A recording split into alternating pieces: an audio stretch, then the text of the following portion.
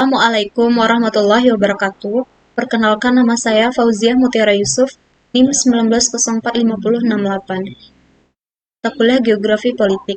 Saya akan mempresentasikan materi saya, yaitu Sejarah dan Hakikat Geografi Politik. A. Pengertian geopolitik.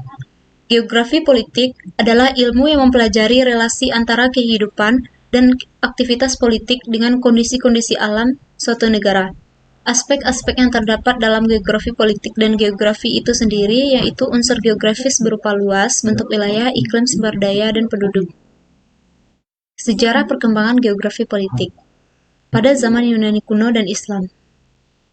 1. Aristoteles mencatat bahwa wilayah dengan topografi beragam, sejumlah wilayah politik cenderung berkembang. 2. Strabo bahwa unit politik yang besar membutuhkan pemerintah pusat yang kuat dengan satu kepala penguasa agar dapat berfungsi dengan baik. 3. Ibnu Khaldun pada kehidupan suku-suku dan adanya kota yang merupakan unsur-unsur yang terpenting dalam hierarki politik dunia Arab.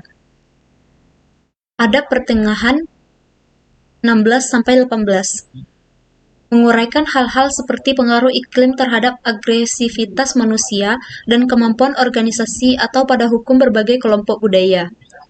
Ritter di Jerman, bahwa untuk bertahan di suatu budaya atau peradaban harus memperjuangkan ruang, menghancurkan elemen yang lebih lemah yang bersaing dengannya untuk kelangsungan keberadaannya dalam dunia yang kompetitif. Pasca geografi Ritter, determinisme ilmiah. Setiap aspek dari perilaku politik manusia diinterpretasikan dalam kerangka lingkungan fisiknya. Pasca geografi Ritter, Darwinisme sosial, bahwa negara adalah organisme yang memerlukan ruang cukup untuk hidup yang memerlukan perluasan wilayah. Ratzel, pertumbuhan spasial negara, bahwa negara serta makhluk hidup tunduk pada hukum seleksi alam dengan hanya yang kuat yang bertahan. B. Hakikat geografi politik. Politik berasal dari bahasa Yunani yaitu polis, berarti kota yang berstatus negara.